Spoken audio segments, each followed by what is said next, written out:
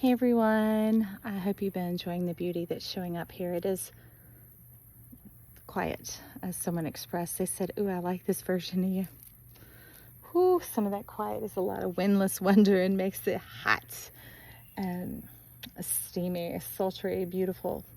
Lots of dino bugs, dino creatures around here, dinosaur size. All right, mosquitoes, yellow flies, dragonflies. I love them. Oh my gosh, they are everywhere, y'all, clamoring about. So beautiful. They'll land on you. Sweet. They'll look at you with their little face, you know. You ever see that where they have their eyes and they're like, doo, doo, doo, doo, doo, doo, doo. Oh, yeah. Welcome to me. I didn't have a better way to describe it with words. So, visual, right? I saw the big spider this morning. Man, within a few moments, he was gone. I'm like, where did you go? Because I'm out there doing my yoga stretchy stretch on the ground, trying to wake my body up from that bit of sleep. I'll call it that we got last night. I had moments where I dozed off. That was nice. I look forward to being liberated from this stint. Hopefully the stint accomplished what it needed to do for that area of the ureter that was all kinked up. But anyways, the clouds are amazing right now. There's also, I guess, somebody burning some wild debris over here. A big yellow cloud. That was kind of gross. This place is out in the middle of like farmland. Lots of houses on here, and they're 40, 50, 60 years old, some of them. But just before you start entering this area, there's all this farmland, and we've been seeing lots of dust and things in the air. Is it a combine that comes in and harvests the old dried corn, clears the old soybean fields, that kind of stuff. We got life going on, different sounds around here. Sometimes hear big dualies blasting by just up there. They may show up in some of the meditations. What I love about them is they're raw and natural. You are mature and you are fine like wine, and your soul needs that soul speak of your everyday life. Not all this crafted perfection. You are the perfection, my friend. And you are the creator, the crafter of your life, right? I'm just bringing energy and material to you, all right? Yeah, I love to see how the water's sunlight reflects on the interior of the ceiling here. I love to see the trees. I don't know. Let's see if I can show you. Look all around. See all this beauty around me? You see it? Yeah. Pretty nice. The water is green here. I haven't gotten in. I touched it that first day. It is quite warm. Also, there's a couple of alligators who swim just right here. See them first thing in the morning, getting all stretched out, warming up, getting out there eating their goodies. The alligator gar, big ones, small ones, have all been fishing right here around this pier, boat dock, whatever this thing is called. I'm like, hey, friends, all right. Not going to stretch out in there. Maybe if someone was here with me, I would, but no, just me. My parents don't get in water. They haven't probably since I was a very small child.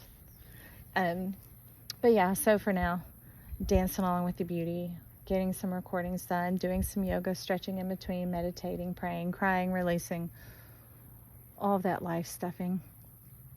I guess these are sort of vlogs. Just chatting away. I see a big giant heron coming my way. It's funny how the great blue heron can be white. And in this area, a lot of them are. But there have been these aningas, cormorants. They're known as the Christ bird as well as the devil bird.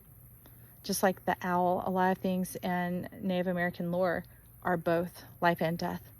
So maybe they're the kiss, where the two touch, moving from endings to new beginnings. Like I walked out yesterday morning before the sun had come up, and there was a dead hummingbird on the walkway here with its wing pointing right at me.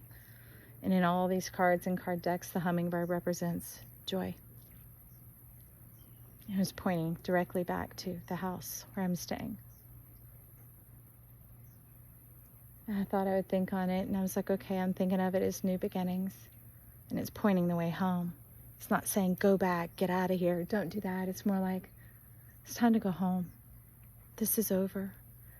And had seen it the late afternoon before, and this wasp was harassing it, and it just kept trying to get the wasp away and just sit up in the very top of this covering over the fishing pier, boat dock, whatever this thing is called. And I don't know if it had already been stung.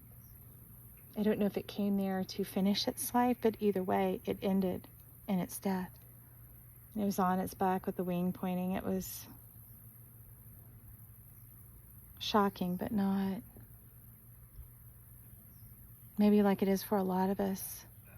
Some of that lockdown 2020 overhaul was coming to an end, and of course they're trying to crank the monkey one more time, whatever that thing is, that squeeze box that the monkey cranks, you know, trying to get it going one more time, get you going one more time, get you going one more time, one more time, one more time, one more time, on the fear trajectory, on the doubt. What? Demon of doubt.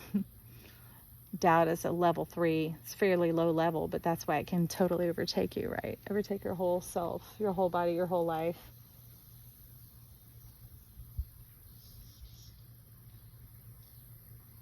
Small steps of courage. Giving yourself the power to speak to yourself begins to strengthen your trust, which is simply your connection, your relationship with yourself. Trust isn't about this perfection, like never getting it wrong. It's not about wrong or right. It's about staying connected, being honest, being real, recalibrating, like, oops, I missed that. Oh, wow, gosh. Okay, I did hear you.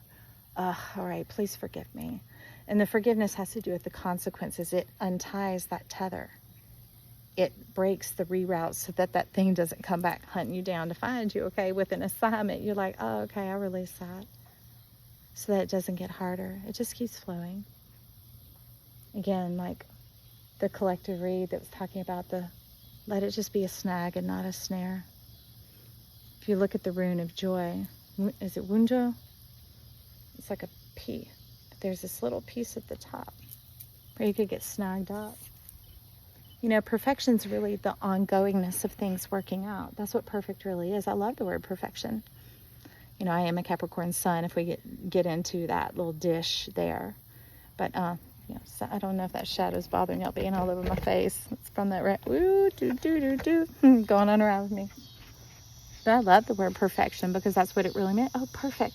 You know, like if you're tying a bow on something, you get it just the way you like it. That's perfection. That's when your joy goes bing, like when the timer goes off on the oven, it says done, and you're like, great. That's perfection. We don't live for that. We are that. We are in engagement with that. We're dancing with that.